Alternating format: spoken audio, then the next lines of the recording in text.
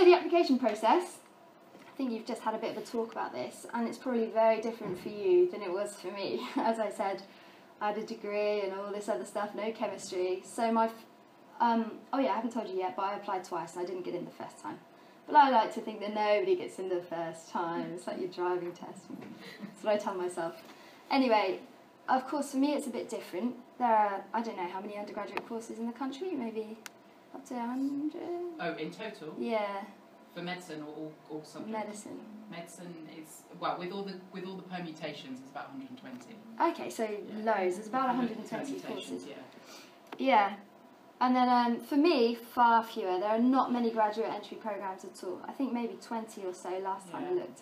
I think it's about, 18, 20. Yeah, so immediately the pool that I could pick from for my UCAS application was reduced. And that was reduced even further in the filtering process, where I had to think, you know, which courses are going to accept me without chemistry? And I think of those, there are about maybe 4, not many at all, because I didn't even have GCSE chemistry. And then again, you have to filter down based on the admissions test you want to do. And like, how was I doing more than one of those? So I just picked from the ones that did UK CAT. And in the end, for my first application, I think there were probably just about maybe 3, I think it was 3 or 4 years. Yeah, there was 3, but I applied to one that needed chemistry just in the hope they'd love me and just take me. But they didn't. No one did that time. And looking back, I thought I had quite a good experience. You know, I'd been volunteering at the hospital for 2 years. I shadowed a GP at a walk-in clinic, which is like an outreach centre in Portsmouth for drug users, and I just wrote all about that, like, oh, I know so much about drug users. And yeah, I thought I had a hot application. And I'd done, a week's placement in Portsmouth and managed to talk about the different areas I'd seen and things I'd done. But in retrospect, it wasn't enough. I didn't get in, and I graduated from my degree and moved home. But, you know, what are those cheesy phrases like, what doesn't kill you makes you stronger, or, I don't know, insert cheesy phrase here. I went home and I was just determined to get in. I really wanted it. I had my heart set on it by this time. So I went home and I started doing what it takes to get in, really, which for me was to get a much better UK CAT score, smash GCSE and AS chemistry so I could have a bigger pool to choose from, get loads more work experience. I started working as a healthcare assistant, try and save up some money, so I was working part-time at a shop and also nights at a bar. And I just, I'd seen it happen to people. They go home from uni and they just spend the year dossing about, and I was determined not to be that person, and I wanted to follow this dream. So these are some of my AS chemistry notes. God, that seems like ages ago now. It wasn't that long, I guess. So this is the application process round 2 for me. Same pool to choose from, but now I could pick ones that took chemistry, because I hadn't finished my exams by that stage, but I knew I was going to have my chemistry. And then again, where it accepts UK CAT. And added on to my experience, I had things like, the things I'd done before, but also I'd attended a cadaver anatomy course. I'm not sure if you guys have seen or heard about cadavers yet, but it's some gory stuff. And I figured if I'd done that, I could prove that, you know, I'm ready for the dead bodies. Throw them at me. Thought that'd be another thing to add on there. And yeah, as I said, I worked as a healthcare assistant for a year, and I did some other healthcare training courses. So then, actually doing those, to start with, I think this will be great for my application. But in retrospect, I learnt a lot about, you know, dealing with the less desirable aspects of medicine. You think, you know, it'll be great, you'll just strut around in your white coat, you'll cure people, but actually there's a lot of wiping bottoms, cleaning up sick, you know, the things that you don't dream of when you're younger. But so it's great to be able to reflect on those things and show that you are that committed, and also all the patient contact is really useful. And so then it came, you know, when you're absolutely bricking it. I don't know if you've had any replies from your universities yet, but yeah, I got that email and it said, it was from UCAS, and I remember like, oh my God, my heart was in my mouth, I was shaking, and I was trying to log in on my phone, but my fingers were shaking so much. You know, it's the second time. Yeah, that's why I screenshot that. I was like, yeah. The 2 biology teachers. Facebook is too clever. So yeah, I was absolutely, oh my God, words can't describe how nervous I was in opening it. And then, you know, when you're so nervous you can't read, and I was trying to read it and it was saying, like, basically you have an offer, and oh, words can't describe that feeling, especially after you've not made it through one time. But fingers crossed, you will all have that to look forward to, and oh, it was one of the most elating things. So I spent that summer literally walking on clouds. I was so happy, and the people that had been offered a place on my course, we started to like make a Facebook group and get to know each other online. And I started to see like, oh my god, PhD from Oxford, you know, oh my god, already a doctor. And so there's 38 of us on my course, and it turns out that there were over 2,000 applicants. And these things were starting to make me pretty nervous. Talking to some people like, oh, so what have you done? And like, oh, I've got 3 masters, oh, I've got 4, I'm a dentist, I just want to do max facts, so I need another degree, and all this stuff. And I was starting to think, is it a mistake that I got into med school? Like, what is going on? Did they get my name wrong? So I turned up quite nervous, and this is me, it's not actually me again, in case you hadn't realised. And I was quite overwhelmed by not overwhelmed yet, but nervous about what might be an incredibly overwhelming workload. I just spent the year doing a bit of GCSE and AS chemistry, you know, I felt a bit out of practice. I could do a UK CAT over and over and over, but I wasn't sure about this, so I was starting to get a bit nervous. But then you get into the swing of things, and actually it's no lie, it's hard work, and you have got a full-time timetable, especially with graduate entry, I think, compared to undergraduate. There is no break, and it is full on. But actually, the content of what you're learning, you know, you've decided before going into medicine this is the stuff you enjoy. And I was not disappointed. In fact, I was like, wow, this is even better than I expected. I absolutely loved it, and I just fell straight in love with the course. All of the lectures were really interesting. I found that I was keeping up. I didn't even find that I was falling behind other people in my class. I was middling, I think, which for me was a massive shock, and I was just, you know, it reinforces your confidence and things like these. And I think, well, almost everyone on my course found that. They absolutely loved it. So this is kind of a typical week in years 1 and 2. We have these graduate group things in the morning on Mondays and Fridays, which probably won't be similar for you. Study, this is independent study. We have lectures on Tuesdays, Wednesdays and Thursdays all day. Anatomy labs Tuesday afternoon. Then we go into GPs on Wednesdays. We learn clinical skills, which is things like your taking blood pressure, doing cardiac exams, respiratory exams, you know, all the stuff with the stethoscope, putting in catheters, putting in cannulas, all these things. Not on patients yet, I might add. So they give us nice plastic bodies and stuff. And then on Friday we have to give our presentations. We have a specialist in the area, whichever topic we've done. Yeah, it's done disease week by week. So I think my first week was Down syndrome week, and at the start I was kind of like, is this how it works? That is weird. But it works. And so we learn a different disease each week and learn about all the different topics within that. And then again, study. And I haven't included on here, but actually all of your evenings are also study, and all of your weekends are also study. FYI. So I won't go into this, but this is just, I've decided to keep on the dog theme. I'm not really sure why. And yeah, these are the sort of topics, I can't even read that from here. This is fresh off my online site. Not my personal one, my uni one. So yeah, things like pathology, physiology, anatomy, all the stuff you'd expect.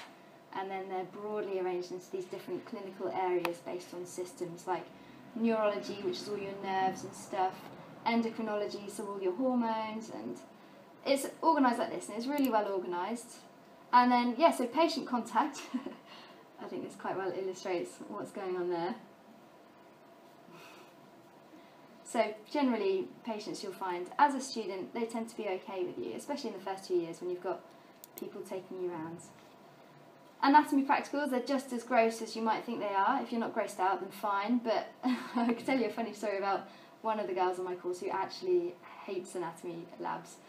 We'd been out the night before, lads, med students, and the next day we came into anatomy, which she hates, and we were doing the legs and feet, and there was a specimen of a foot which had like all the tendons, and it was a bit grim looking with some meaty bits coming off it. Sorry if this is, I'm sure it's not too much for you guys because you're applying for it, but it was like this, and the guy came over and he was like going blah blah blah blah blah, pointing at it, and she was like and then I just saw her go Genuinely it happened, and she had to swallow it. But that's just one example of, you know, if you find this stuff gory, then try and start getting used to it, googling images and stuff, because it is, and the smell is quite horrendous.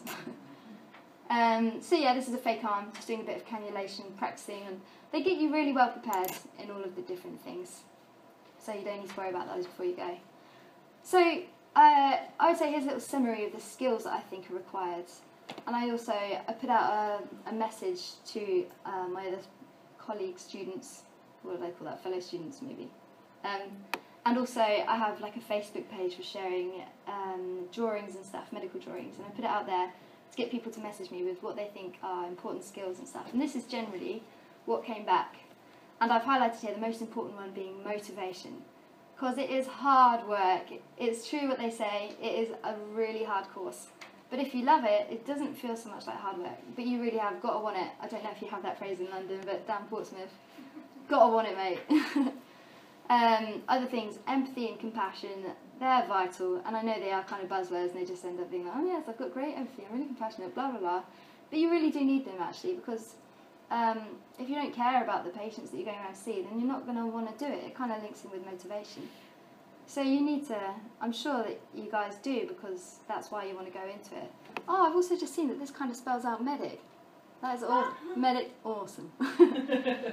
Dedication links in with motivation. Again, you've got to throw yourself into it, and that's got to be what you want to do, and you've got to put it first sometimes. Well, all of the time, to be honest. You need interpersonal skills. The whole time you are going to be interacting with people, patients, doctors. You need to be able to change your role, act accordingly, and just generally be good with people. And communication, again, sort of links in. You need to be able to communicate with a huge variety of different people. Things that I found since starting the degree, actually, we place a lot of emphasis on trying to demedicalise words and change a complicated sentence about, like, I don't know, hyperbilirubinemia into something that a patient's going to understand. And so there's a lot of emphasis on that.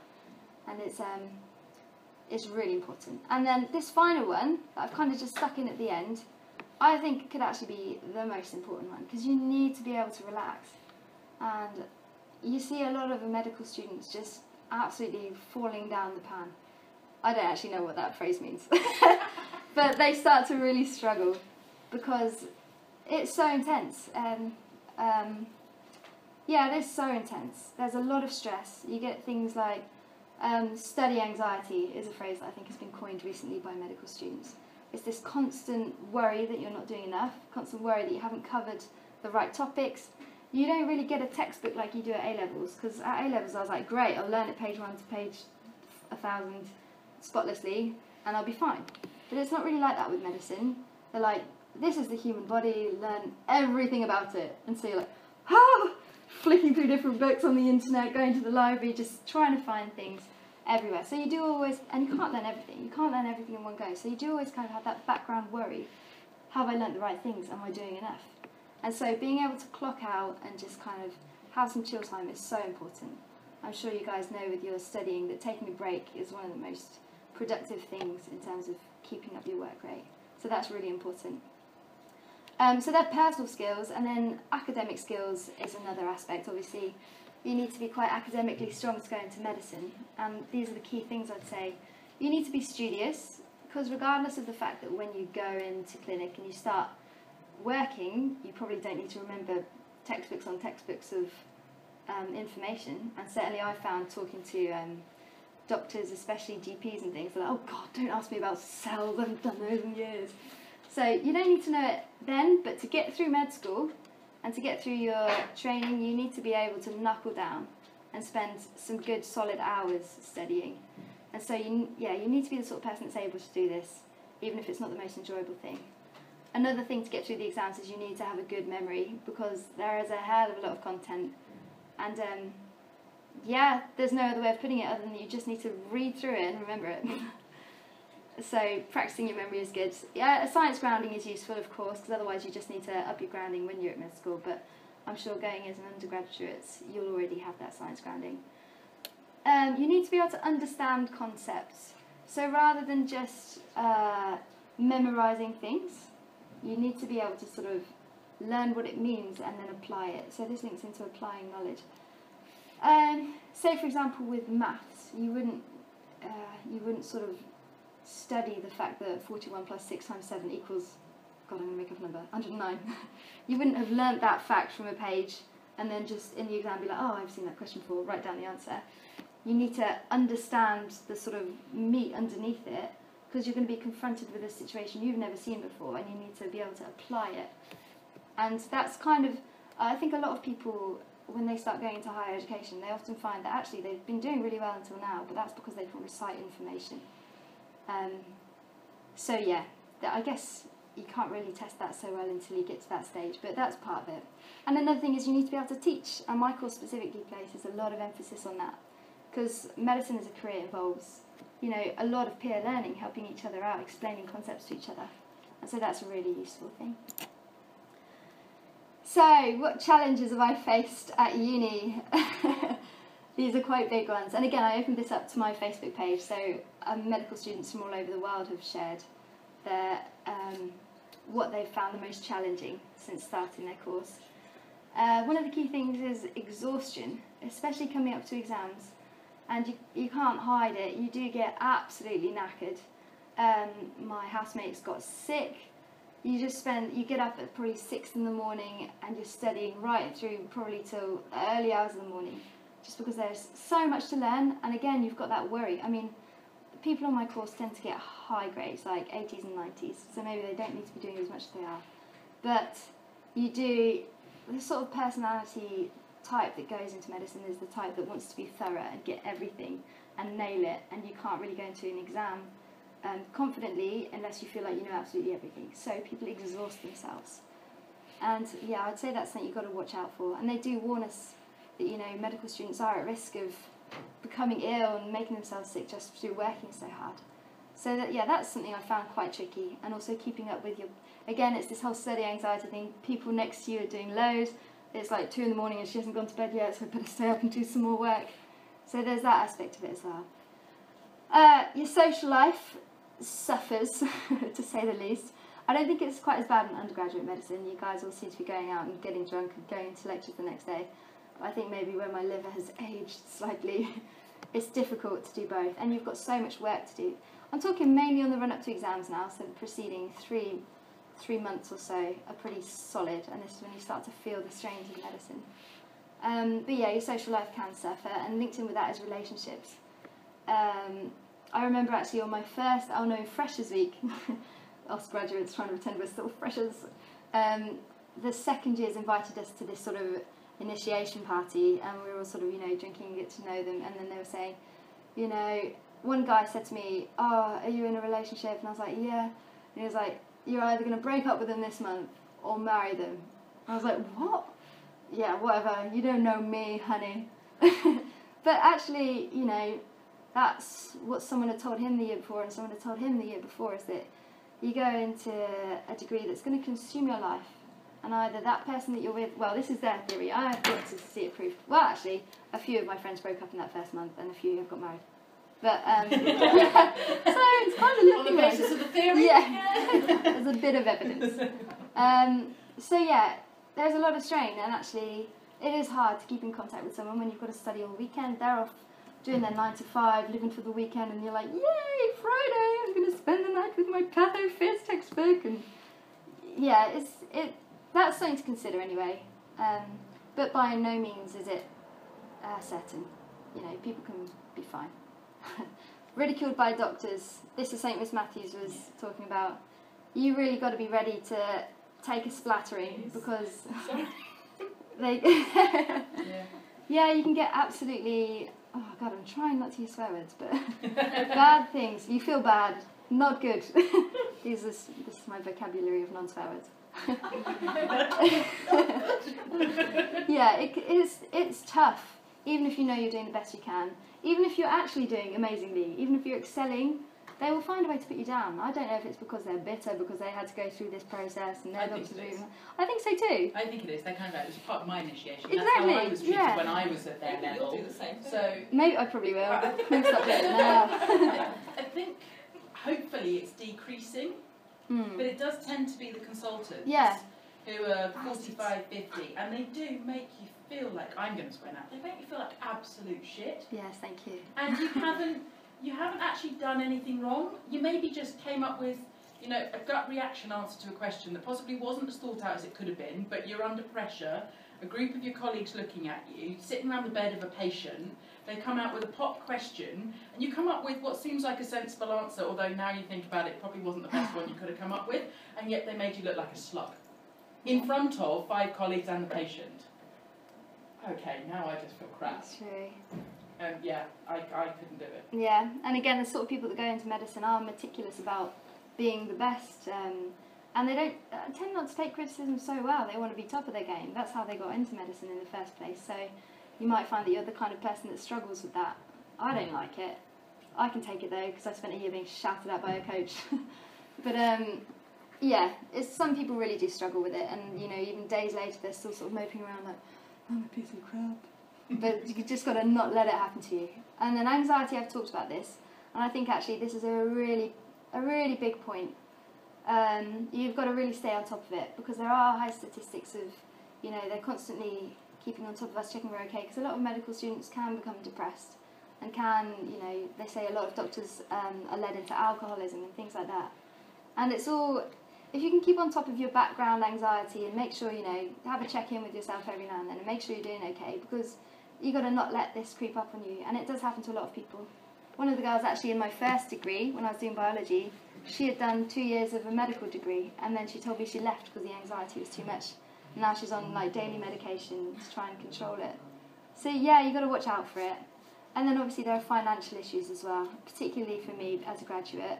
Although actually one of the benefits of graduate medicine is that you get NHS bursaries, which is nice, and then I've got a grant as well and things. But because the course is so intense, you can't really do part-time work like maybe you do at A-levels and stuff.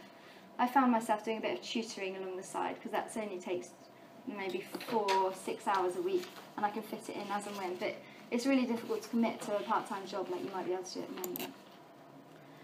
So it's not all bad. It's actually great, and I love it. I've told you that already, even though I'm not here to sell it to you. I absolutely love it. And you do get a massive amount of personal gains. So from when you started as that tiny little puppy on that seat, surrounded by textbooks, you actually grow to develop great people skills.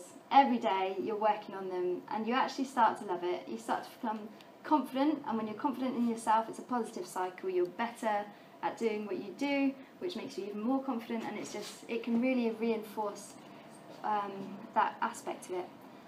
Another positive is obviously that there's a career at the end of it. Well, you'd hope so anyway.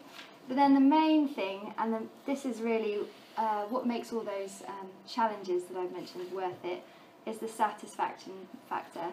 And I think that's probably common amongst everyone that goes into medicine. They do it for the satisfaction. And that covers intellectual satisfaction. It's stimulating every day. There's constant research that you can be reading, constant exams, because we all love exams.